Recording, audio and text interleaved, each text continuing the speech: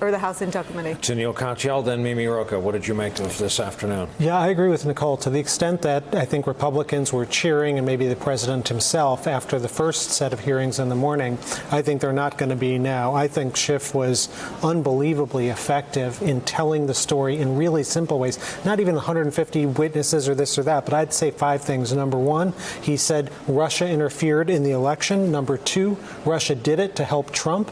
Number 3, the Trump campaign welcomed the help from Russia. Number 4, the president's own son welcomed it, said he, quote, loved it. And then number 5, that Trump himself sought to make money from Russia with the Moscow Tower. Those 5 things together are a devastating portrait of, you wouldn't want even, a CEO, of Target or something to have that, but let alone the president of the United States to have these accusations. Mimi, the only problem is in the television age, Mueller didn't say it the way Neil just said it. And I know that we're keeping account 155 times so far.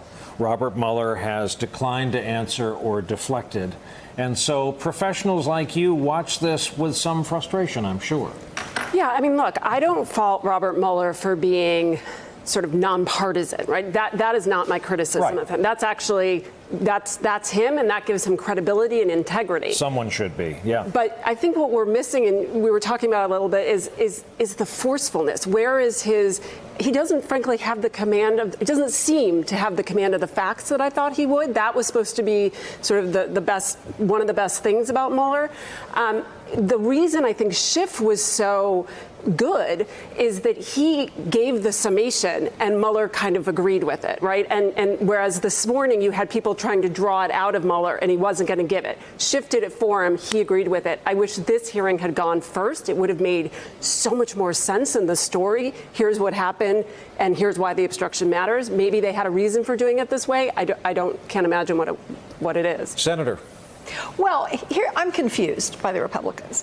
They say, oh, this investigation was flawed and it was biased and it was awful and and then they say, oh, the investigation cleared President Trump. Well, the same thing on foreign interference. They say on one hand that the Russians were in fact behind the Steele dossier to try to help Hillary Clinton. Well, that's not what the report says. They were never trying to help Hillary Clinton. That's one thing that's come out very clearly, that Mueller has not equivocated on at all. The Russians wanted Trump. End of discussion. So all of this obfuscation they're doing, they just can't make up their mind. It's like they're doing a short talking point, and none of it makes sense when you string it all together. I think I can answer this for you, having once been part of the party formerly known as Real Republicans. I think that what they are doing is pulling the thread through from Trump himself. 1 doesn't have to add, 1 + 1 doesn't have to equal 2 anymore. It can equal -7. Right. I mean, Donald Trump said to his supporters many, many months ago, as though preparing the country for today, don't believe your eyes, don't believe your ears, don't believe what you see, don't believe what you hear. Keep your eyes right here on me. They're not trying to make sense. They're just saying stuff. As a lawyer, their case is so confusing, it gives me a headache. A jury would just throw up their hands and say, I'm not sure what they're trying to prove here. So, Makes Senator, no sense. Hey there, I'm Chris Hayes from MSNBC. Thanks for watching MSNBC on YouTube. If you want to keep up to date with the videos we're putting out, you can click subscribe just below me or click over on this list to see lots of other great videos.